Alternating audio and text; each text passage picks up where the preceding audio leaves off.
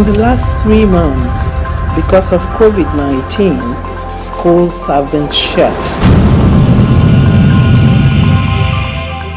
I hope that these materials that we present today will be beneficial to students in their final year of secondary or high school.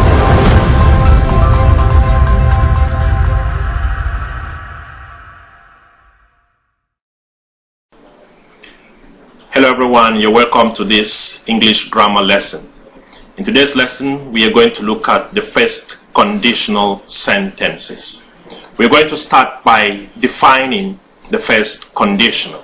So, what is the first conditional?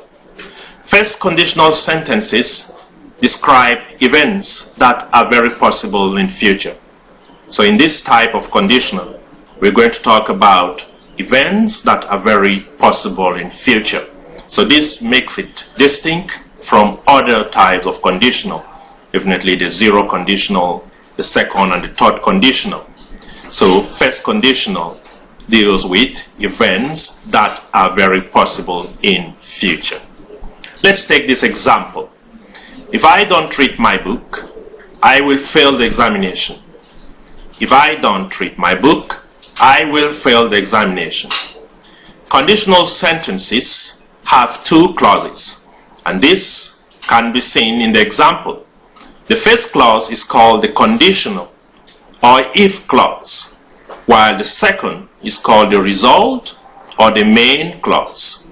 These two clauses are separated by a comma. You can see that clearly in the example.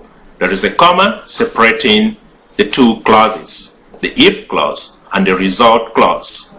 From there we can derive a structure, the structure of the first conditional. And in the structure you have if plus the condition plus the result. So that is how it should appear. You have if, then the condition and the result. And in this case, remember, you always put a comma between the two clauses. However, this order can change. You can change the order, reverse it, and start with the result. So you can start with the result, then you have if and the condition. So there are two ways about it. You can either start with if, condition, and result, or you can reverse the order, begin with the result, then if, then the condition. In this case, you are not going to use a comma. Let's look at the example. I will fail the examination if I don't read my book. Here we've started with the result, and you can see clearly no comma is needed.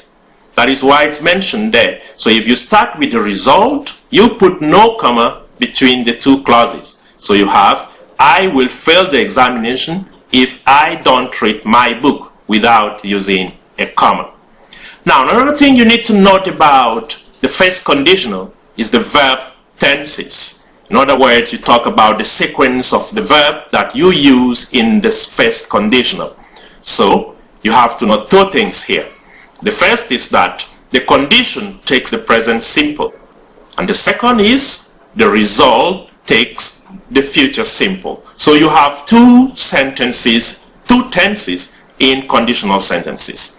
The first tense is the present simple that goes to state the condition, while the second tense is the future simple that states the result. No matter the order, always put the condition in the present simple and the result in the future simple. This knowledge is important to help you answer exercises. Let's look at this exercise. If you come early, you dash him. Under that, you have four options: met, could meet, meet, and will meet.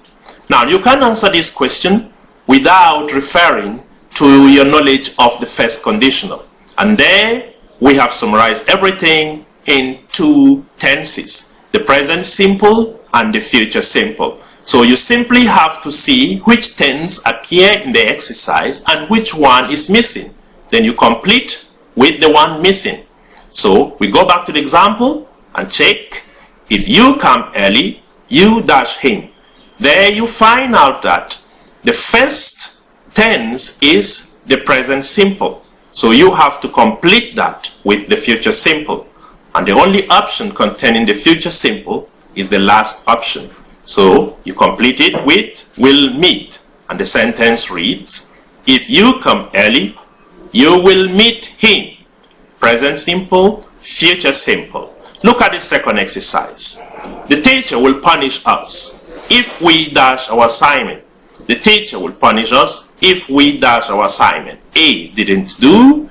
B, don't do. C, couldn't do. And D, won't do. So, check if you can do that yourself. And remember, you can't answer this question without revising the first conditional. And quickly we say, in the first conditional, you have the future and the present simple.